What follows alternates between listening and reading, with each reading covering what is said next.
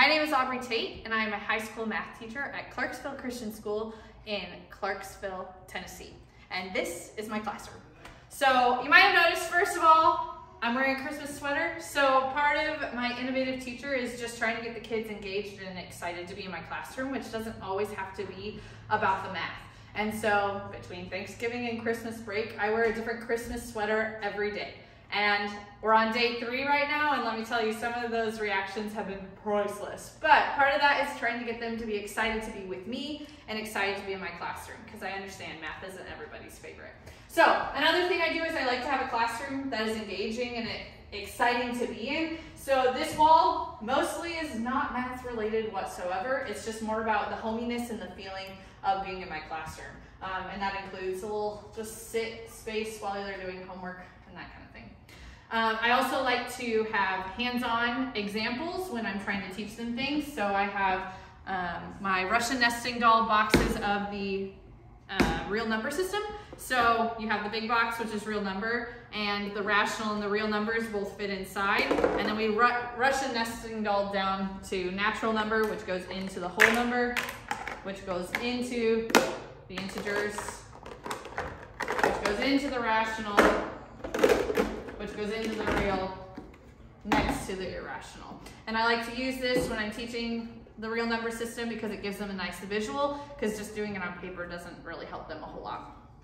I also like to do different activities that show the math. So when my Algebra 2 students were learning the scatter plots, we bungee jumped Barbies. So within class, and you'll see some pictures on my submission, they bungee jump Barbies within class. So at the most, they were able to do the height of a door and bungee jump off the door, where they would literally drop the Barbie and bungee jump the Barbie. Let me tell you, these high schoolers had never had so much fun in math class.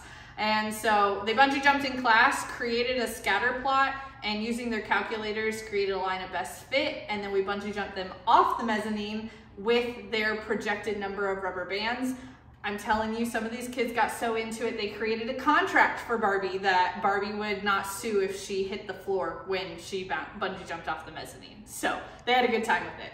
I like to get my kids involved with like being in my classroom, and so I have this little lovely statue of Pythagoras, which when I taught geometry, I would bring him up all the time, to the point that kids would be like, oh, we're using a homeboy's theorem today. And I would be like, yes, yes, we are. And so they can take a picture with homeboy Pythagoras and have their picture up in my classroom.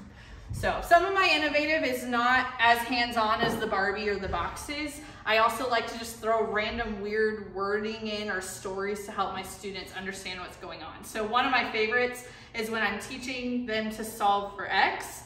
I constantly am singing, first of all, in class, but I purposely sing all by itself, because we have to get the X all by itself. And let me tell you, the kids get annoyed, but by the time they get to the test, they know they're gonna get X all by itself, and they solve the equation for that X.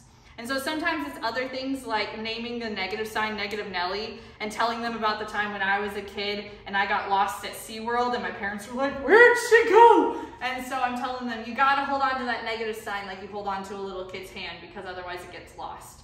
And so I use ideas like that in class, and then constantly use the weird phrasing that I've come up with of like Negative Nelly to be like, oh, I see a Negative Nelly problem, and then they're like automatically able to look for the negative sign to see, okay, what did I do wrong in this problem?